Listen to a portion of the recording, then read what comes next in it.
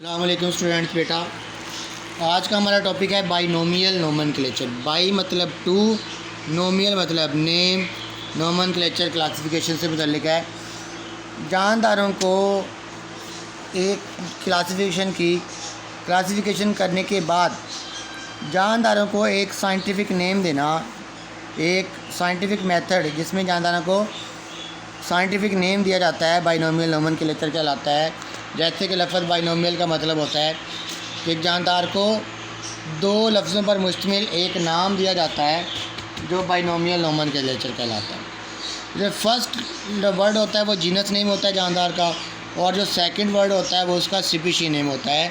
तो जीनस और species name collectively उस जानदार का साइंटिफिक नेम कहलाता है। जैसे आप पीछे सिंपल क्लासिफिकेशन आपने पढ़ी थी वुमेन की और पी प्लांट की, इसमें जीनस और स्पीशीज़ नेम जो कलेक्टिवली उस जानदार का साइंटिफिक नेम भी कहलाता है।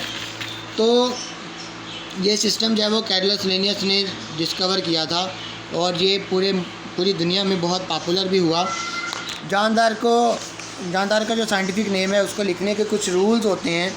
रूल्स क्या हैं? सबसे पहले जो साइंटिफिक नेम लिखा जाता है, अगर उसको प्रिंट किया जाता है, मतलब कंप्यूटर में हम अगर उसको लिखेंगे तो उसको इटैलिक्स में लिखेंगे।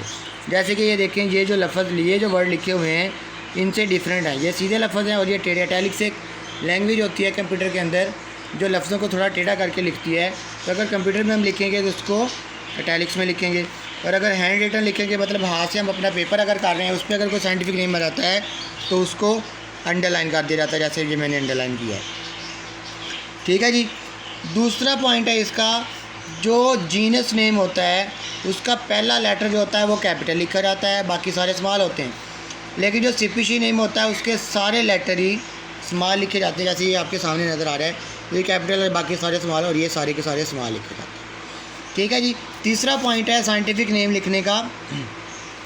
पहली दफ़ा अगर कोई आप साइंटिफिक नेम लिख रहे हैं किसी पैराग्राफ के अंदर तो फुल लिखा जाता है, लेकिन अगर एब्रीवेशन आ जाता है अगर दोबारा उसी पैराग्राफ में वही साइंटिफिक नेम दोबारा रिपीट किया जाता है तो आप उसी साइंटिफिक नेम को एब्रीवेट कर देते हैं, मतलब उसका जीनस नेम एब्रीवेट कर दिया जाता है और स्पीशीज़ नेम जो है वो पूरा लिख दिया जाता है।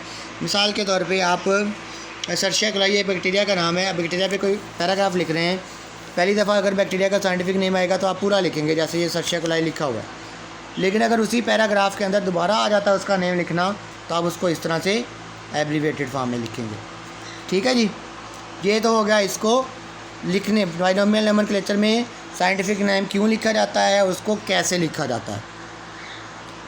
अब हम देखते हैं कि साइंटिफिक नेम लिखने की अहमियत क्या है, साइंटिफिक नेम लिखना क्यों जो है वो ज़रूरी हुआ। जैसे कि हम देखते हैं कि जब बायोलॉजिकल रिसर्च की जाती है तो एक नाम, कॉमन नेम जो होता है वो बहुत प्रॉब्लम क्रिएट करता है, क्योंकि एक जो कॉमन नेम होता है हर जगह की लैंग्वेज के अकॉर्डिंग उसका वो डिफरेंट होता है किसी भी चीज़ का। जैसे कि हम एग्जांपल दी हुई है, ऑनियन जो है वो एक और जो है वो वेजिटेबल है। अगर इस पर रिसर्च की जाए तो कहीं पे इसका नाम उर्दू में प्याज लिखा जाता है, पाकिस्तान के मुख्तलिफ़ इलाक़ों में कहीं पे गंडा कहते हैं, कहीं पे बसल कहते हैं, कहीं पे वसल कहते हैं, ऑनियन भी कहा जाता है। तो दूसरे कंट्रीज़ में कहीं कोई और नाम होंगे इसके। तो साइंस के अंदर इसका जो नाम लिखा गया वो एलियम सेपा या एलियम कैपा भी इसको पढ़ा जाता है। बाज़ औक़ात ऐसा होता है कि एक जानदार के बहुत सारे नाम भी होते हैं, और बाज़ औक़ात क्या होता है कि दो जानदार एक ही तरह दो डिफरेंट जानदारों का एक भी नाम होता है। जैसे कि ब्लैक बर्ड जो है वो क्रो को भी कहा जाता है, और एक रेवन परिंदा रेवन होता है उसको भी कहा जाता है। तो ये कन्फ्यूजन सामने है। इसके अलावा एक और एग्जांपल दी जा रही है साइंटिफिक नेम की कि फ़िश है, एक एनिमल है, फिन्स और गिल्स भी होते हैं इसको सिल्वर फिश भी कहते हैं, क्रे फिश भी कहते हैं, जेली फिश भी कहते हैं, स्टार फिश भी कहा जाता है।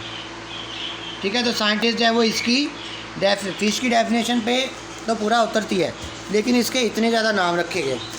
तो इस कन्फ्यूजन से बचने के लिए जहाँ पे बताया है to fight this confusion scientific name रखा जाता है, जो कि एक जानदार का साइंटिफिक नेम होता है, जो कि पूरी दुनिया में एक ऑथेंटिक लॉ के तौर पे जाना जाता है। और उस साइंटिफिक नेम के साथ ही उस जानदार के ऊपर जो है वो रिसर्च की जाती है, और वही जो है वो जानदार का साइंटिफिक नेम जो है वो अपनाया जाता है। तो ये इसकी सिग्निफिकेंस होगी। जैसे कि देखें ये एक ऑर्चिड ट्री है, माउंटेन इबोनी इसको कॉमन नेम कहा जाता है इसका, और साइंटिफिक नेम इसका बोहिनिया वेरीगेटा है, जो एक साइंटिस्ट बोहिन जिसने इसको दरियाफ्त किया था उसके नाम पे रखा गया था। ये MCQ में आपको आ सकता है। उसके अलावा यहाँ देखिए ऑनियन का scientific name Allium cepa, common sea star का एस्टेरस रूबन्स है, हाउस क्रो का कॉर्वस सबलैंडन। अब आप यहाँ पे सोच रहे होंगे कि यहाँ पे अंडरलाइन क्यों नहीं किया गया, क्योंकि ये प्रिंटेड फॉर्म में या कंप्यूटराइज लिखा गया है, इसलिए ये इटैलिक्स में लिखा गया। ज़रा गौर कीजिए, ये सीधे लफ्ज़ लिखे हुए ये ज़रा टेढ़े हैं। जब हम इसको हैंड रिटन लिखेंगे आप लोग तो आप इसको अंडरलाइन करें, ठीक है, पूरे को अंडरलाइन कर दिया, ठीक है जी। ये कॉमन नेम और साइंटिफिक नेम ये वाला भी ये आपने अपनी कॉपी पे लिखने हैं और बाकी जो है वो सारा आप लोगों ने याद करना है। अल्लाह हाफ़िज़।